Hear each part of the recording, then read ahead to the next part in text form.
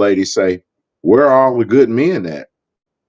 Well, a lot of times they've removed themselves because they've been improving themselves. And I'm gonna drop that mic right there.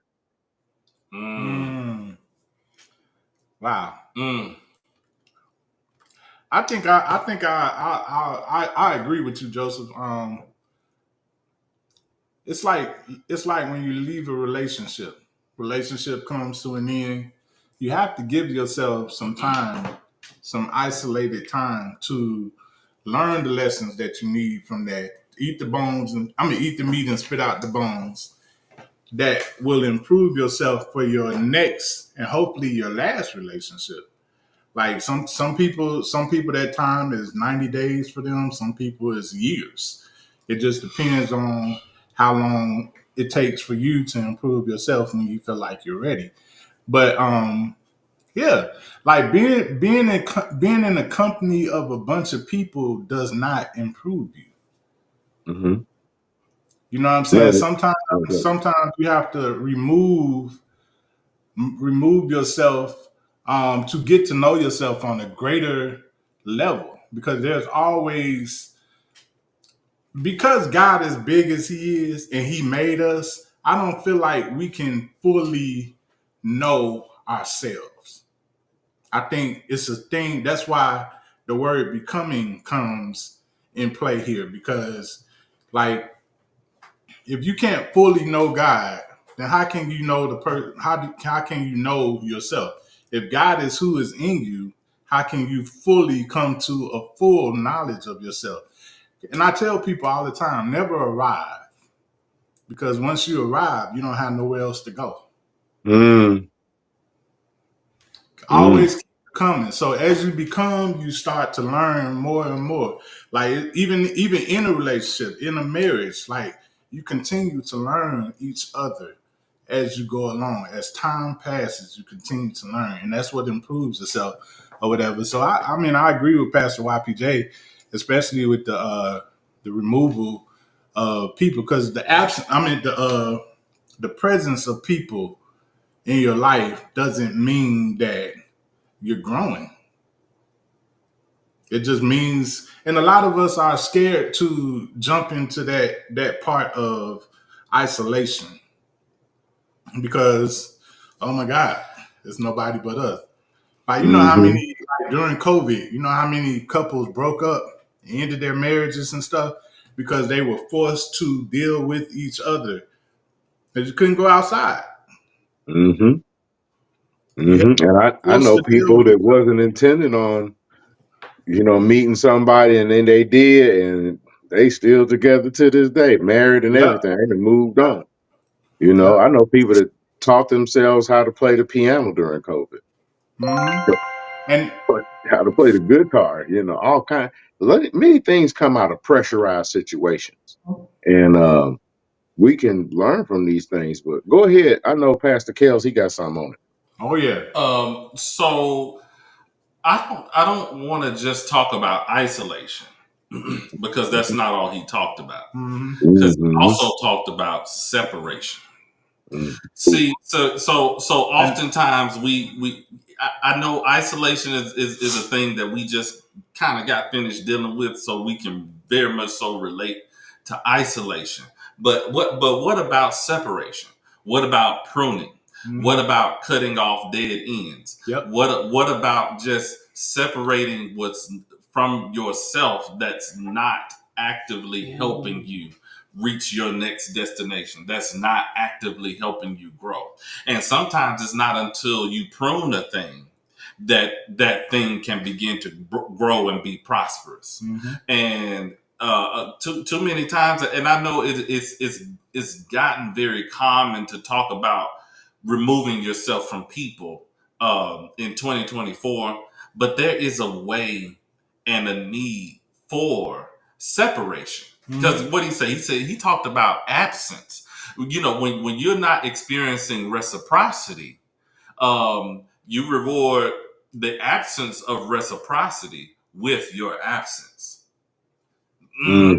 So it's important for us to then that's good. understand why you, because there's a whole point and purpose for it, right? The point and purpose for you pruning is for your growth. It's the purpose of your pruning is so that you can be productive. You don't even, matter of fact, one of the reasons that I cut this luscious, gorgeous beard of mine is because I had split ends, right? And if you got split ends, this luscious beard of mine can't be luscious no more. Watch out now. It's gonna go from being shiny and vibrant to being dull and brittle. Talk about it. Some of us have been in such toxic situations, and I know I hit a buzzword with toxic, but we've been in such toxic situations to where now we're stale, we're brittle. Take your time. I know. Take your time. Come on now. Let me use these adjectives right. We're stale, we're brittle. We are not able to effectively flow and move properly. Yes. We have no flexibility, and we experience this in church. We experience this in our homes. We experience this in our jobs. We experience this in any area that we're trying to grow. And sometimes you got to get rid of the split ends in order for you to have ends, because the split ends is causing you to lose ends. And whoa, there's a lot of ends trying to meet. And you can't even meet ends because your ends are split. Yep, one going that way, one going that way. And how can two walk together unless they agree? The ends ain't agreeing. Come on, the ends ain't agreeing. And how can two walk together except they agree? Now that's the book right there. They gotta be going in the same direction. You know what? I forgot to put the book in here, but brother-in-law came up. He said you can't grow and expect. Women, you can't grow and expect to wear the same size. Now that's okay.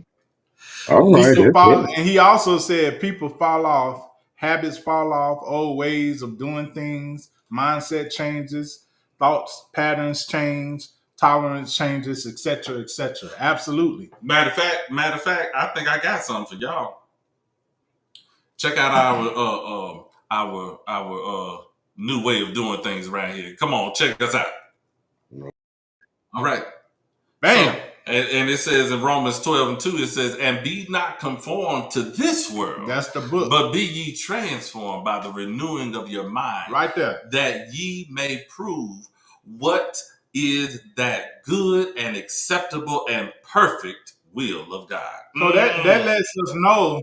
That lets us know to become and become better, and to always progress, to cut off those loose ends, to always get better, always strive for better, is the perfect will of God. Come on. Oh, my Lord. Wait a minute. My Lord. Let me give you that. Right there. Right there. Yes, sir. Woo. Yes, sir. I like that. How can two walk together? Oh, we got you, bro. We got you. Yeah, man. Go ahead, Bishop. How can two walk together except they agree? This is very, very important. And if you're not agreeing with something, if something that is agreeing with your spirit, the job that you are at is not agreeing with you. The place of worship, you've outgrown that ministry or whatever. The clothes that you wear, as my man said, because you're now working out, you've outgrown them. Then you have to do some changes. And when you do those changes, you automatically separate yourself. And so there's another good scripture that says, come out from among them and be ye separated. And touch not that unclean thing, because what good has light with darkness? You're not supposed to be intermingling like that. And so you automatically separate yourselves from things that aren't agreeing with you.